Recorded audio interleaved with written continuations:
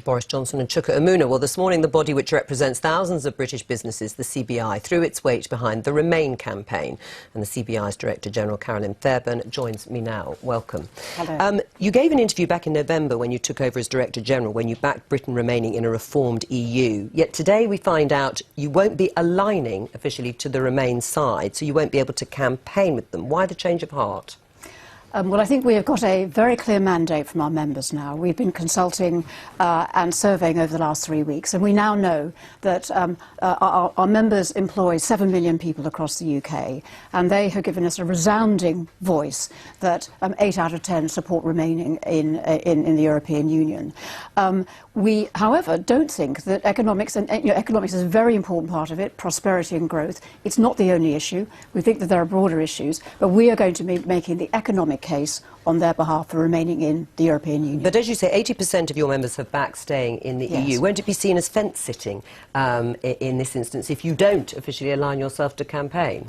I really don't think so. We're not a political organisation. We never have been. But we are very strong in the voice that we have for prosperity, growth, employment and the general health of the economy. And that's the voice we want to have. It's going to be about informing the debate so that when people go to the polls on June the 23rd, they understand the implications for jobs and growth in the future of the economy. But you won't be allowed to spend more than £10,000 during the 6 weeks leading up to June the 23rd. So you're going to be limited in outlining the arguments that you want to present. And if it's so important, why are you sitting on your hands? Well, between now and April the 15th, we can do whatever we like, and we will be making the case very strongly. I think you will see that. And then not after that? Well, the kind of things. It's worth stepping back and thinking about the kind of things that the CBI does. We speak out. We talk on platforms. We write. All of those things we can still do, and we will continue to do. And we've been in discussions with the Electoral Commission about how we do that. The important point here is that we have a resounding voice from our members in terms of staying in the European Union, and we will be making that case. Were you scarred by your experience in the Scottish independence referendum? This is about making a case that is the case that our members would like us to make around jobs and prosperity and growth.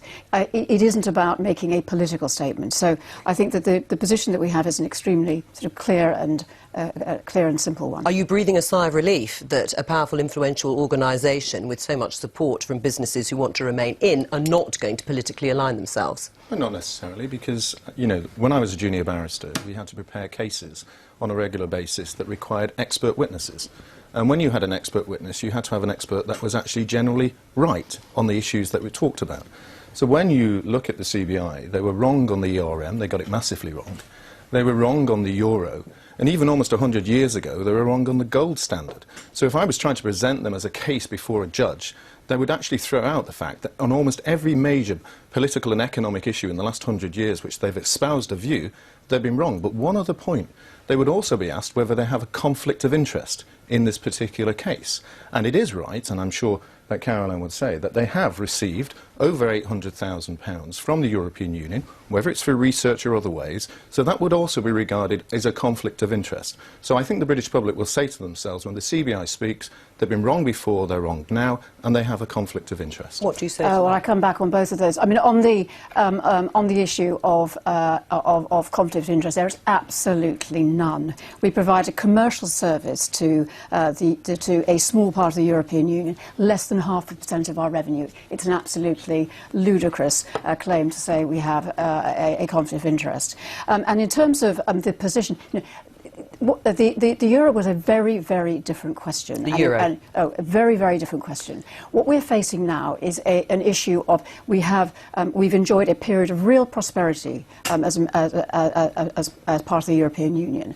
And what many businesses up and down the land are saying is that they can prosper within the European Union. They want it to reform further, but they can prosper. And actually the prospect of uncertainty that will come from triggering Article 50 and not knowing what the alternative is just too great. You say this is a very different case to that of the euro, but the arguments that you're using are identical. You're using the fear-mongering arguments of the euro, that if we didn't compare...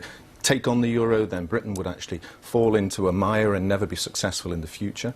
You'd actually be saying that business wouldn't be able to trade with the European Union. We'd have no access to these markets, notwithstanding that the single market comprises two distinct elements. First of all is the free trade element under the customs union, which only Belarus and Russia is not part of, from the non-EU Iceland to the non-EU Turkey. Are you saying we'd be excluded that alongside Russia? And then you have the single regulatory regime, which we have very little influence over at the moment. So those arguments are identical to that of the euro. They're just being replicated today. I don't accept that at all. What the European Union gives at the moment is a guarantee of totally tariff-free access to 500 million consumers.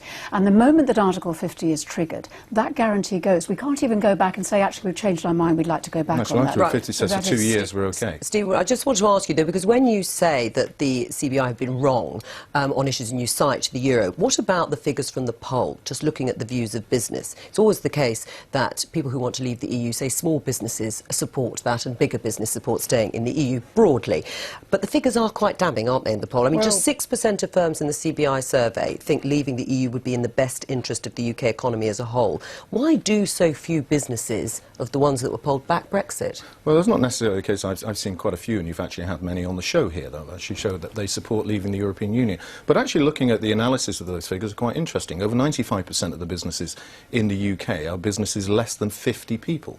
But if you look at 73% of this poll, that they consist of businesses over 250 people, which is 0.1% of the business community. But why do they not back Brexit? Well, it comes down to the arguments that they hear from government affairs officials. Really? They don't know their own minds? From lobbyists who keep telling them, as I heard when I was working in investment banks, or indeed when I was chairing the Hedge Fund Lawyers Association, that these companies would not be able to trade. We'd have tariffs imposed upon us. Well, none of this is the case. I saw it before. As a lawyer advising companies, I was often in conflict to those lobbyists who have a financial interest enjoying their time going to Europe than those like the CFOs and ourselves as lawyers who actually had to deal with the issues and the regulations that compounded the business cost. Does your poll fairly reflect the businesses that are in the UK in terms of views towards the EU? Absolutely, and I think what you will see is, and I know this to be true, that not one single business survey of any size of business, even the very smallest... Of any size of business? Of any size of business, even the FSB survey, not one has a majority in favour of leaving. But you've never explained how you actually have any influence. For example... Well, hang on a second, let's stick with that point and then I'll come back on that.